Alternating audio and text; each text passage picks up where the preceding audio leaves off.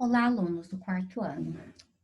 Hoje eu vou apresentar para vocês o tema que nós vamos estudar, então, nessa aula e na próxima, já como segundo trimestre, tá? Então, esse vídeo, ele está separado em duas partes, tá? O conteúdo é bastante denso, então eu peço que prestem bastante atenção, tá? Então, essa é a parte um do nosso tema, a primeira aula, então, do segundo trimestre, com o tema Formação do Estado Brasileiro, tá?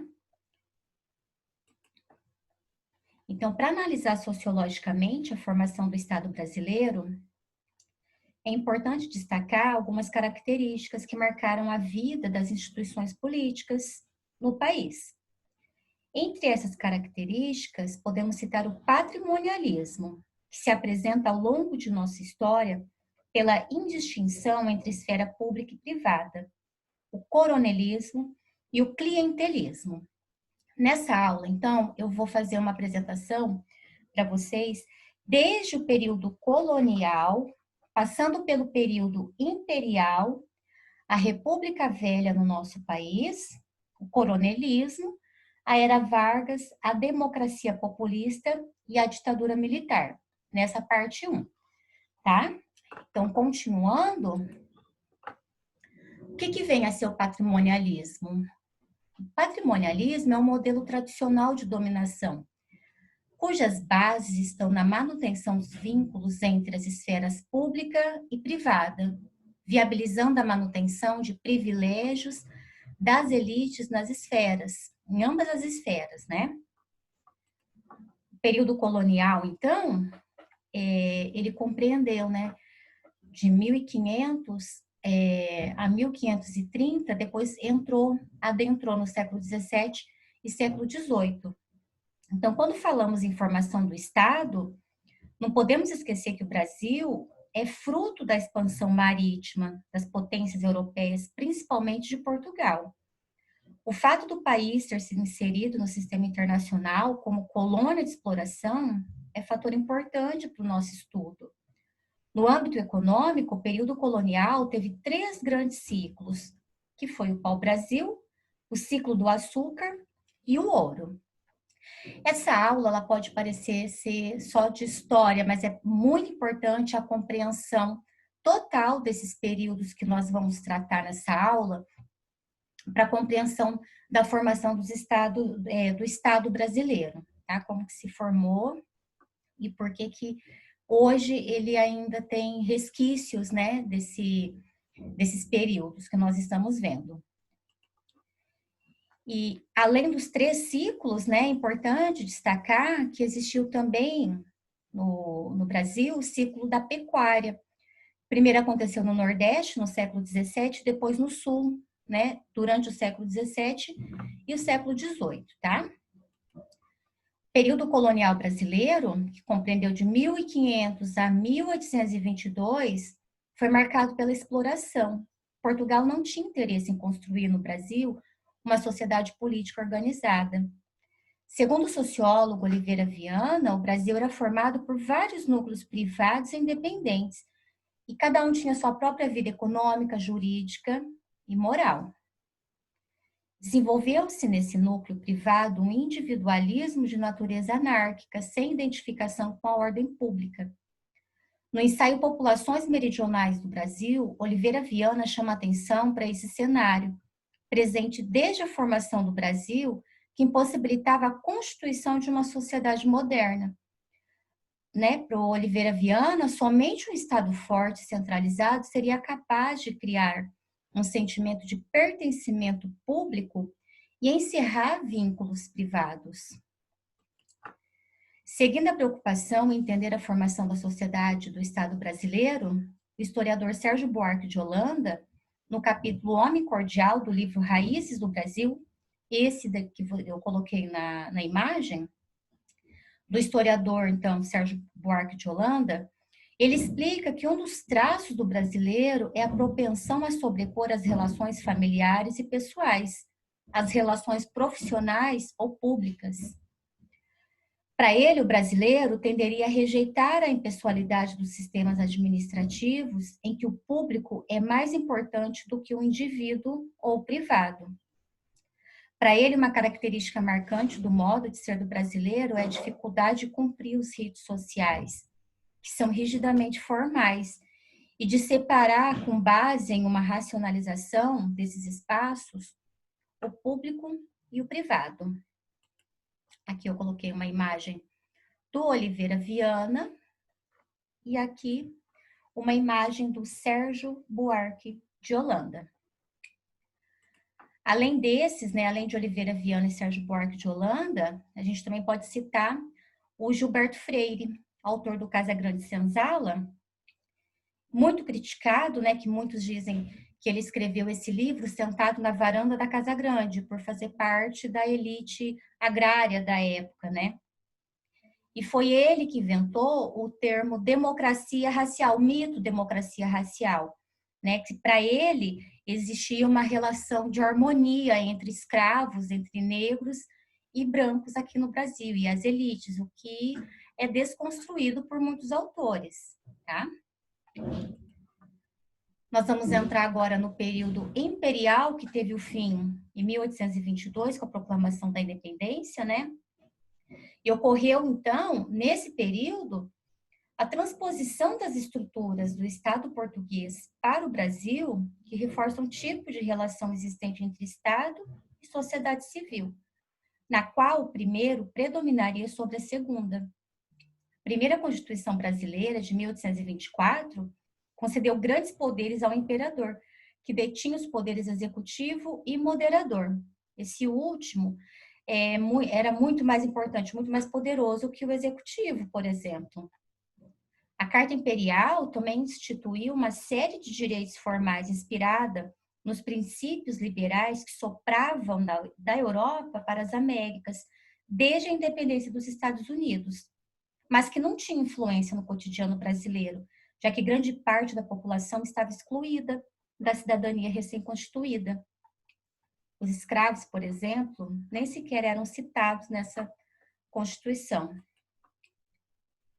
O movimento republicano mobilizou setores progressistas da sociedade urbana no período final do Império, que associavam a República à construção de uma representação política efetiva de todos os cidadãos, à garantia dos direitos individuais, ao federalismo e ao fim do regime escravista.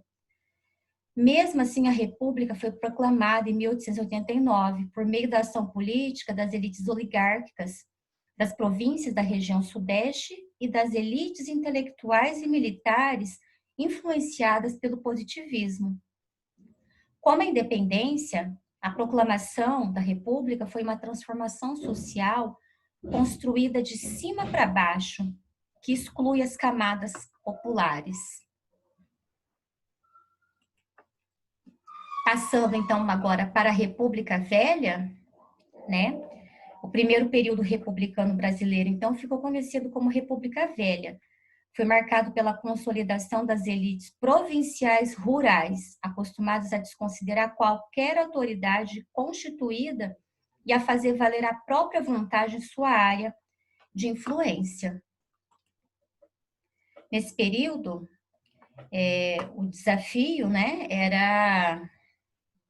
o desafio da Constituição da República esbarrava na divisão do país em domínios de coronéis, que colocavam em disputa a validade e a legitimidade das leis.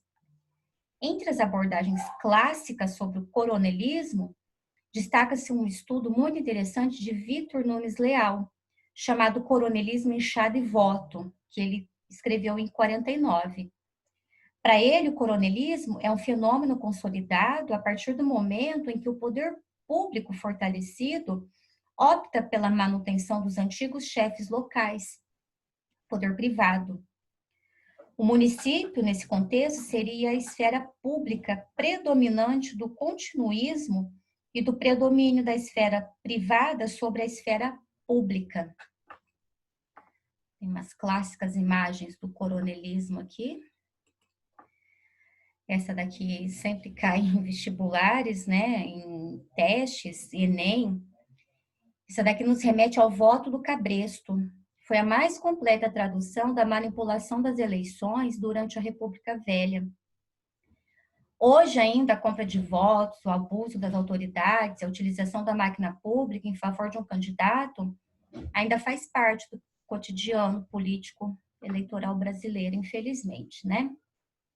As bases políticas desse sistema eram garantidas pelas relações estabelecidas entre os chefes locais, os coronéis, os antigos presidentes das províncias, não eram governadores naquele tempo, né, eram presidentes de províncias, que passaram com a República a ser designadas como estados da federação, e os representantes do poder central, que era a federação, a União. Então, as relações entre o coronel e o eleitorado rural baseavam-se no voto do cabresto, tendo em vista a manutenção da política vigente. O Vitor Nunes Leal afirma que a população se via submetida aos mandos e desmandos do potentado rural. O homem do campo vivia em estado de pobreza e ignorância, sem possibilidade de alfabetização nem acesso à informação. A dependência e as relações de favor colocavam o roceiro em estado subalterno em relação, né, aos candidatos e aos donos de terra. Qualquer tipo de manifestação contrária era fortemente reprimida pela figura do jagunço ou da própria polícia, sempre a mando do coronel. O processo eleitoral era viciado pelas fraudes em larga escala, entre outros motivos, pela inexistência do voto secreto, sendo o resultado das eleições sempre previsível. Mais do que expressar as preferências dos eleitores, as eleições serviam para legitimar o controle do governo pelas elites políticas estaduais. Quando a República foi instituída, aboliu-se a exigência da renda para ser eleitor ou candidato. Votavam de forma facultativa apenas os homens maiores de 21 anos, alfabetizados. As mulheres e os analfabetos, que representavam 50% da população, não tinham direito ao voto. Quem escreveu sobre isso, né? Ele era um jurista mineiro, Vitor Nunes Leal, tá? Nós vamos agora entrar no coronelismo. Então, tendo suas raízes na tradição patriarcal e na estrutura latifundiária brasileiras, o termo coronel se origina das patentes da Guarda Nacional, concedidas pelo imperador Dom Pedro II, depois também pelos presidentes das províncias, principalmente aos membros das elites rurais. A corporação criada em 1831 e depois da Constituição Federal. Ainda hoje nós temos algumas figuras na política brasileira que são descendentes desses coronéis, tá? Com o tempo, a patente de coronel tornou-se equivalente a um título de nobreza. Os coronéis adquiriam, dessa forma, autoridade para impor a ordem social em seus redutos, com o uso da violência. Se o eleitor votasse em outro candidato, podia perder seu emprego, ser surrado e até assassinado a mando do coronel. E pela troca de favores. Nesse caso, o coronel ofereceu ao eleitor e aos seus dependentes alimentos, remédios, segurança, vaga em hospital, dinheiro emprestado, emprego. Tal prática ainda persiste e é alvo de investigação de instituições como o Ministério Público. Então, naquele tempo também, o coronel apadrinhava os filhos, né, desses eleitores. Então, eles eram conhecidos como o painho, o padrinho, né, desses filhos, né, o que não significava absolutamente nada, né? Era apenas uma troca de favores. Então, continuando aqui, nós vamos entrar na Era Vargas, tá? Eu só estou pincelando a história para vocês se localizarem do que nós estamos falando, porque é muito importante compreender todas essas etapas da nossa história para também compreender a formação do nosso Estado Nacional, tá? A Revolução de 30, que teve participação das camadas médias e dos militares, alçou ao poder o caudilho, termo que caracteriza o líder político militar, que comanda de modo autoritário, o gaúcho Getúlio Vargas. Em 1932, a Revolução Constitucionalista, apesar de ter capturado o imaginário popular graças ao apoio de rádios e jornais, foi basicamente um movimento promovido pelos cafeicultores. Contudo, mesmo sufocado, o movimento forçou uma flexibilização do poder por parte de Vargas e propiciou o surgimento da terceira Constituição brasileira, promulgada em 1934. O Estado Novo, no entanto, outorgou a Constituição de 37. Sob o autoritarismo do governo Vargas, o Estado modernizou suas estruturas e instaurou uma nova ordem política, social e econômica, inspirada no nacional-desenvolvimentismo. Com sua liderança carismática, especialmente com sua astúcia política, Vargas buscou atender às reivindicações históricas dos trabalhadores brasileiros, regulamentação da jornada de trabalho, férias remuneradas. Dessa forma, ele conquistou o apoio do proletariado e da burguesia industrial, ao estabelecer o compromisso entre o governo e as elites urbanas para industrializar o país. Esse acordo incorporava as massas emergentes de modo controlado e subordinado. O Estado foi o principal agente e investidor do processo e a concepção instituída por Vargas continuou pelos anos seguintes, chegando até os dias atuais. Como exemplo, alguns direitos que estão na nossa CLT, tá? Muitos idolatram Vargas, né? Outros, por outro lado, reconhecem todas as suas falhas, né? Tinha um professor de história da faculdade que dizia que o Vargas, suicidaram Vargas, né? Que na verdade ele não se matou, não se sabe ao certo. Até então ele cometeu o suicídio, tá?